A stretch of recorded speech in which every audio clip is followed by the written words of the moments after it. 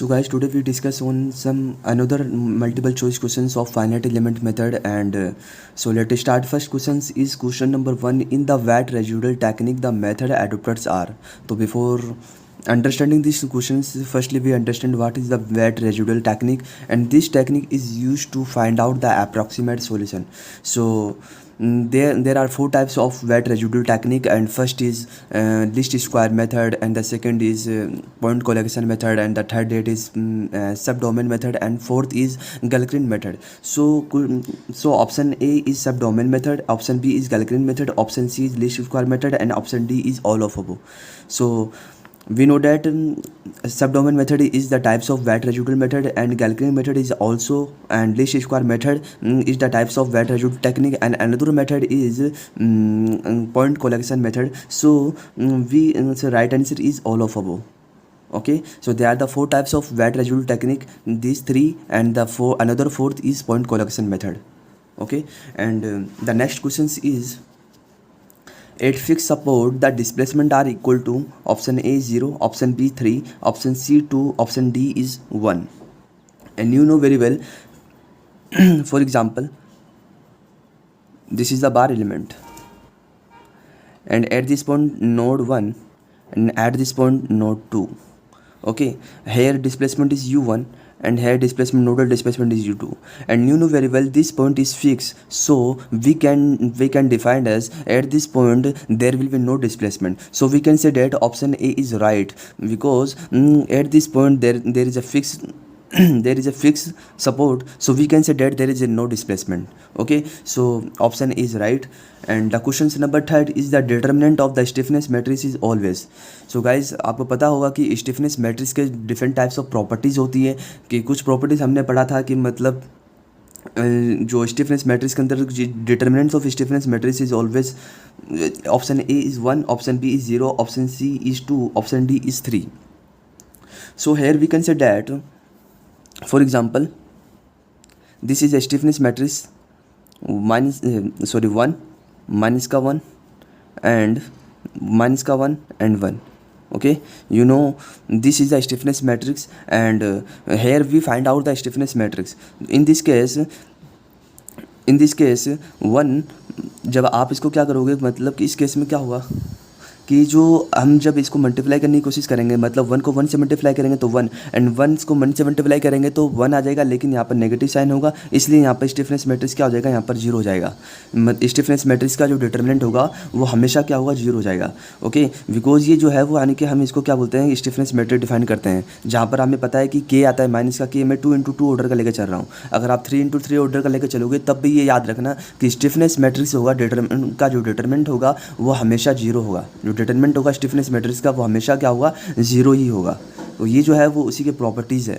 Okay, तो ये determinant of stiffness matrix की प्रॉपर्टीज डिफाइन हो रही है. तो यहाँ पर हमें बता दिया कि जो ऑप्शन जो बी है वो 0 होगा, ठीक है ना, और क्यों होगा वो हमने यहाँ पर डिफाइन कर दिया. आपको पता होगा कि यहाँ पर डिटरमिनेंट निकालते तो इसको इससे मल्टीप्लाई करेंगे, इसको इससे मल्टीप्लाई करेंगे, then we can say that कि 1 माइनस का 1 इज इक्वल टू 0. यहाँ पर जो डिटरमिनेंट होगा वो क्या हो जाएगा, यहाँ पर 0 हो जाएगा. ओके, उसके बाद में क्वेश्चन से नंबर 4 की बात करी जाए तो for thermal analysis the field temperature field variable is, option A is stress, option B is strain, option C is displacement, and option D is temperature. So you know very well in this case we can define as the thermal analysis, कि जब thermal analysis की बात करेंगे तो वहाँ पर temperature की बात होती है. So right answer is option D, temperature. Question number 5. In finite element, the subdomain are called as option A particles, option B molecules, option C element, and option D is none. तो जब हम क्या करते हैं, किसी discretization करते हैं किसी भी वोल डोमेन का और स्ट्रक्चर का, तो उस केस में क्या करते हैं, उस पार्ट को हम स्मॉल पार्ट में क्या करते हैं, यानी कि जो डिवाइड करने का काम करते हैं. जब हम उस स्मॉल पार्ट को डिवाइड करते हैं तो उस पार्ट को हम क्या बोलते हैं, सब डोमेन बोलते हैं, और उसी सब डोमेन को हम क्या बोलते हैं, एलिमेंट बोलते हैं. इसलिए option C is right. Okay, ये कंडीशन से हो गया, समझ में आ गया होगा आपको. उसके बाद में बात करते हैं the trust element can deform only in the axial direction, vertical direction, horizontal direction and inclined direction. लेकिन you know very well कि the truss element can deform by the axial force. So here due to axial force the truss element can deform only in the axial direction. So here A is right answer, axial directions. Okay. उसके बाद में हम बात करते हैं question number 7 की, how many nodes are there in a tetrahedron element, कि tetrahedron element में कितने नोड होंगे। तो आप जानते होंगे कि टेट्राहेड्रन जो एलिमेंट होगा वो इस प्रकार बनता है। Okay,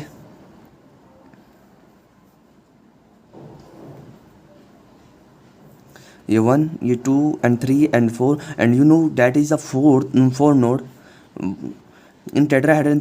There will be any 4 node, so here option B is right, 4. Okay, this is the shape of tetrahedron, and you know that there are the 4 node in each element, and in this case option B is right, 4. Okay, उसके बाद में question number 8 की बात करते हैं। Question number 8, 3 noded triangular element is called as a linear strain triangular element, option B constant strain triangular element, and option C variable strain triangular element, and option D differential strain triangular element.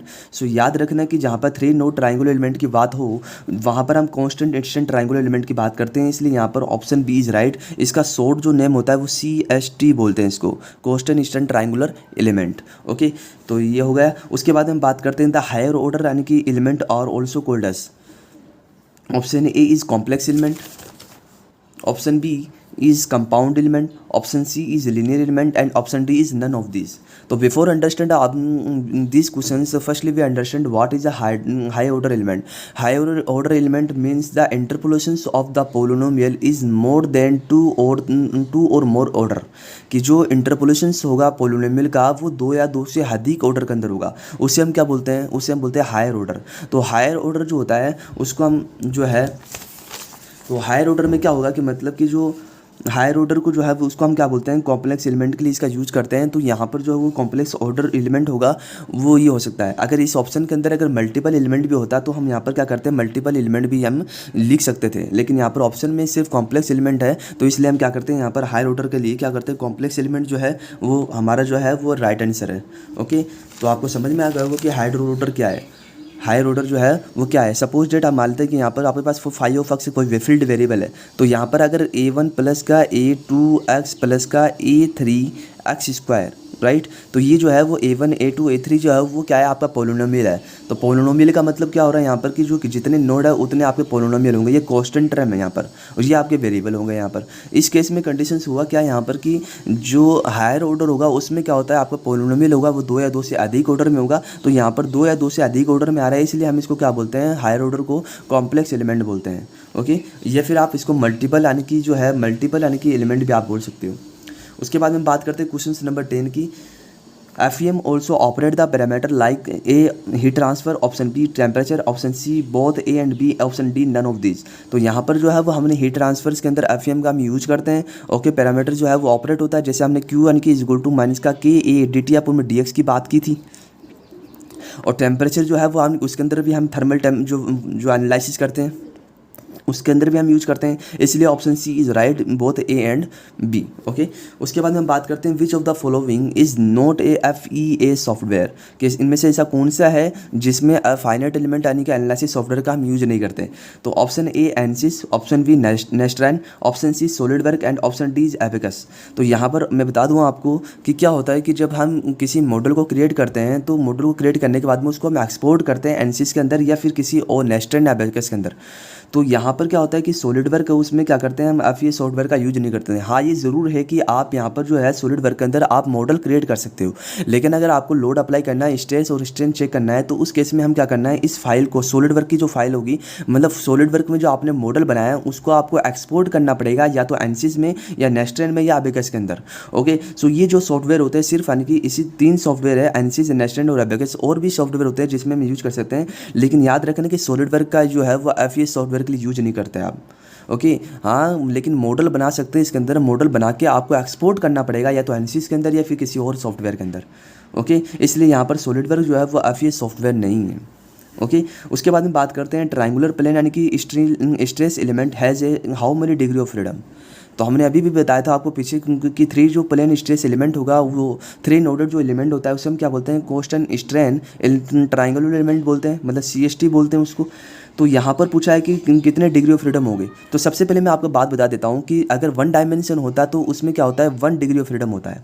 लेकिन ये जो triangular plane stress element होता है वो 2 dimension है, और 2 dimension का मतलब क्या है कि एक एलिमेंट के ऊपर, मतलब कि एक नोड के ऊपर क्या होगा, 2 डिग्री ऑफ फ्रीडम होगा।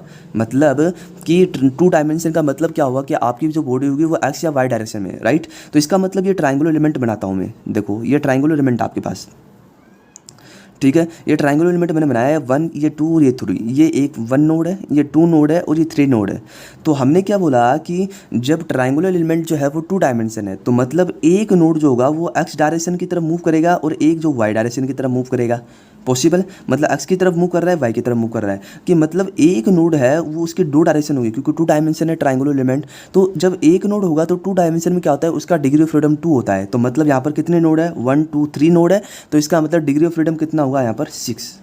आई होप आपको समझ में आ गया होगा कि अगर 1 डायमेंशन होता तो एक नोड के ऊपर एक डिग्री ऑफ फ्रीडम होता, लेकिन यहाँ पर triangular plane stress element 2 dimension है, इसलिए एक नोड के ऊपर 2 डिग्री ऑफ फ्रीडम होगा। इसलिए 3 नोड हमारे पास यहाँ पर है, इसलिए एक नोड के ऊपर 2 डिग्री ऑफ फ्रीडम है। तो 3 के ऊपर कितने हुए, 3 इंटू 2, तो कितने यहाँ पर हो गए, क्योंकि एक जो 3 जो हमारे पास नोड है और एक नोड के ऊपर 2 डिग्री ऑफ फ्रीडम आ रहा है, इसलिए हम क्या बोल रहे हैं यहाँ पर टोटल जो आने का डिग्री ऑफ फ्रीडम कितना हुआ हमारे पास, 6 हो गया है। आई होप आपको समझ में आ गया होगा। उसके बाद में बात करते हैं कि how many nodes are there in a tetrahedral element. ये मैंने गलती से दोबारा क्वेश्चन ले लिया, सो यहाँ पर हमें पता है कि टेट्राहेड्रल एलिमेंट में 4 नोड होते हैं, तो हम इसको जल्दी से कर लेते हैं। ओके, तो यहाँ पर ऑप्शन सी। उसके बाद में question number 14, by using FEM the approximate solutions of can be found. Option A complex geometry, option B irregular shape, option C regular shape and option D all of above. तो यहाँ पर मैं बता देता हूँ कि हमें पता है कि फाइनाइट एलिमेंट मेथड का यूज जो है अप्रोक्सीमेट सॉल्यूशन को फाइंड आउट करने के लिए करते हैं, और जनरली हमें पता है कि वहाँ पर हम कॉम्प्लेक्स ज्योमेट्री के लिए भी निकाल सकते हैं, इरेगुलर के लिए निकाल सकते हैं और रेगुलर के लिए निकाल सकते हैं। इसलिए यहाँ पर तीनों ऑप्शन राइट है, तो यहाँ पर ऑल ऑफ अबव हो जाएगा। क्या आ जाएगा यहाँ पर, ऑल ऑफ अबव, कि जो अप्रोक्सीमेट सॉल्यूशन जो निकालेंगे फाइनाइट एलिमेंट मेथड के अंदर, वो तीनों के लिए निकाल सकते हो आप, चाहे वो कॉम्प्लेक्स ज्योमेट्री हो, चाहे इरेगुलर हो, चाहे वो रेगुलर शेप हो। ओके, उसके बाद में क्वेश्चन से number 15, which types of element is not a 2 dimension.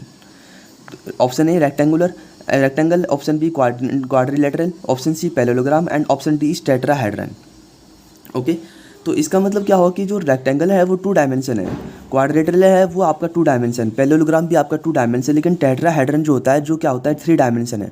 Tetrahedron हो गया या हेक्साहेड्रन हो गया, तो ये जो होता है वो 3 डायमेंशन है, इसलिए यहाँ पर जो वो टेट्राहेड्रन यहाँ पर पॉसिबल नहीं है कि वो 2 डायमेंशन नहीं है, 3 डायमेंशन है। ओके, उसके बाद बात करते हैं geometry boundary conditions are also known as. Option A force boundary condition, option B essential boundary condition, option C natural boundary condition and option D all of above. तो geometry boundary condition क्या होता है, geometry boundary condition को हम essential boundary condition भी बोल सकते हैं, ठीक है। और दूसरा जो है, जो बाउंड्री कंडीशन 2 टाइप्स की होती है, एक तो होता है आपका ज्योमेट्री बाउंड्री कंडीशन, उस ज्योमेट्री बाउंड्री कंडीशन को हम एसेंशियल बाउंड्री कंडीशन भी बोल सकते हैं, इसलिए option B is right. Okay, और जो दूसरा जो टाइप होता है वो नेचुरल बाउंड्री कंडीशन होता है, उस नेचुरल बाउंड्री कंडीशन को हम फोर्स बाउंड्री कंडीशन बोलते हैं। तो यहाँ पर जो हमें पूछा गया है कि ज्योमेट्री बाउंड्री कंडीशन क्या होता है, उसको किस नाम से जानते हैं, उसको एसेंशियल बाउंड्री कंडीशन से नाम से जानते हैं। तो आप पूछोगे कि ज्योमेट्री बाउंड्री कंडीशन होता क्या है, तो मैं आपको बता देता हूँ कि ऐसी बाउंड्री कंडीशन जिसकी वजह से सिस्टम जो है वो स्टेबल हो सकता है।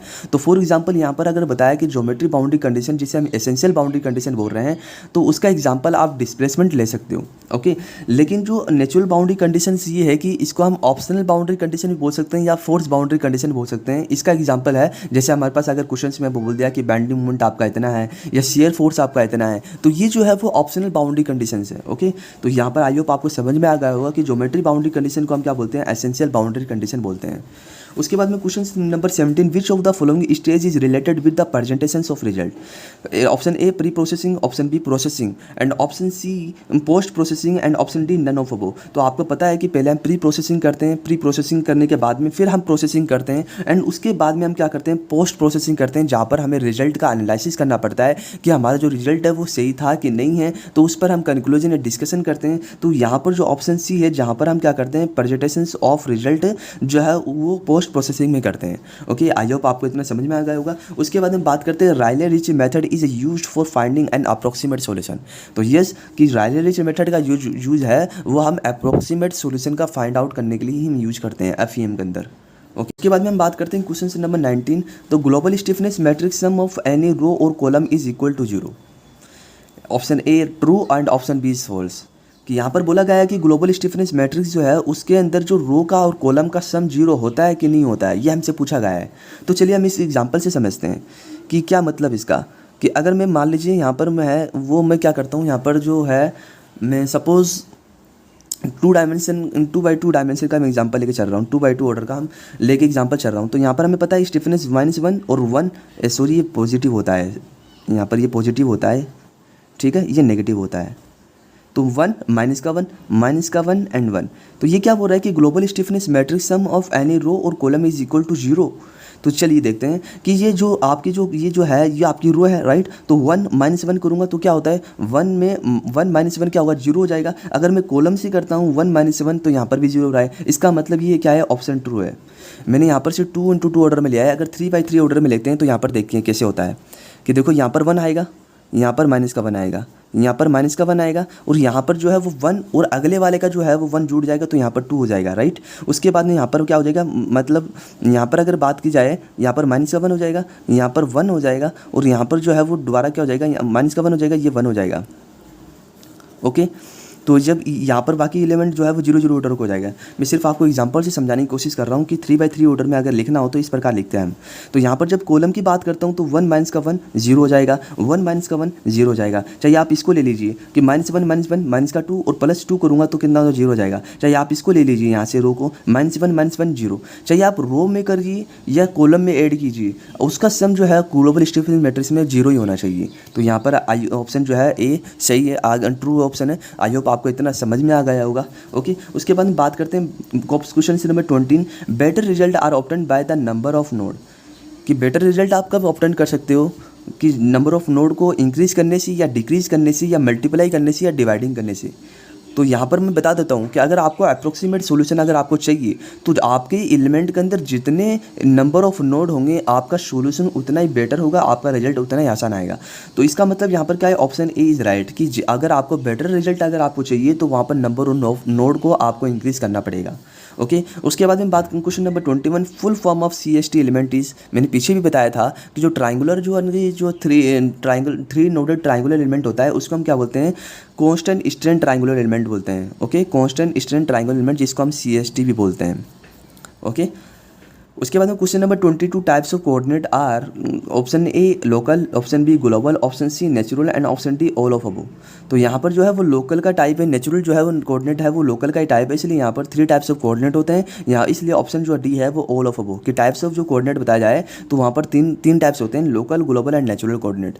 जहाँ पर जो ग्लोबल होता है वो क्या होता है, उसका जो जहाँ पर जो आपका एलिमेंट होगा वो अवे फ्रॉम द ओरिजिन से होगा, लेकिन जो लोकल होगा उसका एक पॉइंट होगा वो आपके एक एंड ऑफ एलिमेंट के ऊपर होगा और दूसरा जो है मतलब ओरिजिन के ऊपर होगा। मतलब फॉर एग्जांपल ये है, जो लोकल की अगर बात की जाए तो ये सपोज आपका XY एक्सिस है, राइट। तो यहाँ पर जो आपका जो एलिमेंट होगा ना वो इस प्रकार होगा कि उसका एक जो पॉइंट होगा वो इस ओरिजिन के ऊपर और दूसरा एंड वो यहाँ पर होगा। समझ रहे हो, आपको समझ में आ गया होगा कि 0 0 पॉइंट पर होगा यहाँ पर, या तो सेंटर के ऊपर होगा या फिर वो ओरिजिन के ऊपर होगा लोकल के अंदर। लेकिन ग्लोबल में क्या होगा, वो ओरिजिन के ऊपर नहीं होगा, ओरिजिन से हट के कहीं और होगा वो, ठीक है। तो ये आई होप आपको समझ में आ गया होगा। टाइप्स ऑफ कोऑर्डिनेट 3 टाइप्स होते हैं। उसके बाद में बात करते हैं question number 23। The displacement function for 1 dimension two node linear element in the terms of shape function will be. कि अगर आपको सपोज अगर यहाँ पर अगर आपको डिस्प्लेसमेंट फंक्शन बता दिया 1 डायमेंशन के अंदर और वहाँ पर आपको बोला जा रहा है कि हमें जो है वो उसका शेप फंक्शन निकालना है, तो उस शेप फंक्शन में हमने क्या बोला कि यहाँ पर जो है वो यानी कि डिस्प्लेसमेंट u = n1u2 + n2u1 या u = n2u1 + n1u2 और u = n1u1 + का n2u2 and u = n1u1 + n2u2। तो यहाँ पर option C is right because क्योंकि जो डिस्प्लेसमेंट जब नोडल डिस्प्लेसमेंट 1 एलिमेंट पर निकाल रहे हो तो उसका शेप फंक्शन क्या है, n1 है, और जब आप u2 पर नोडल डिस्प्लेसमेंट पर शेप फंक्शन निकालोगे तो उसका सम क्या हुआ, n2 हो जाएगा। तो इसलिए जब हम टोटल डिस्प्लेसमेंट हम निकालेंगे तो ये जो है उसका फॉर्मूला हुआ यहाँ पर कि जब हमें डिस्प्लेसमेंट वेरिएबल डिस्प्लेसमेंट या फील्ड वेरिएबल निकालना हो तो उस केस में यहाँ पर जो शेप फंक्शन होगा वो n1u1 + n2u2 हो जाएगा। ओके, आई होप आपको समझ में आ गया होगा कि ये किस प्रकार होगा। कि अगर आपको बोल दिया जाए कि किसी पॉइंट के ऊपर आपको क्या करना है, यानी शेप फंक्शन निकालना हो या किसी पॉइंट के ऊपर आपको फील्ड वेरिएबल निकालना है, तो उस केस में आपको ये देखना है कि जो नोडल 1 पे शेप फंक्शन कितना है, नोडल 2 के ऊपर शेप फंक्शन कितना है। तो यहाँ पर शेप फंक्शन या तो आपको दिया हुआ होगा या आपको वहाँ पर फाइंड आउट करना पड़ेगा। उसके बाद में क्वेश्चन नंबर 24 की बात करता हूँ कि triangular and rectangular element are considered. Option A 1 dimension, option B 2 dimension, option C 3 dimension and option D is 4 dimension. तो यहाँ पर आप सोच रहे हो कि मतलब triangular rectangular element one dimension तो हो नहीं सकता, ठीक है। लेकिन जो टू डायमेंशन हमने पढ़ा था कि जहाँ पर हमने बताया कि जो रेक्टेंगुलर एंड जो ट्राइंगुलर होता है वो क्या टू डायमेंशन एलिमेंट होता है। अभी हमें पीछे क्वेश्चन में डिस्कस किया था जब CST पढ़ रहे थे हम, तो वहाँ पर हमने बताया था कि टू डायमेंशनल एलिमेंट यहाँ पर जो है वो होता है जो, ठीक है। तो यहाँ पर हमने ट्राइंगल एलिमेंट डिफाइन किया था कि जो इसकी डायरेक्शन जो यहाँ पर जो नोड होगा इसके ऊपर 1 ये 2 नोड ये 3 नोड, जहाँ पर ये डायरेक्शन जो मूव कर सकते हैं वो एक्स डायरेक्शन में वाई डायरेक्शन में मूव कर सकता है, इसलिए डिग्री ऑफ फ्रीडम हमने बताया था इसका 6 होता है, राइट। तो यहाँ पर जो ट्राइंगुलर एंड रेक्टेंगुलर एलिमेंट जो है वो टू डायमेंशनल एलिमेंट है।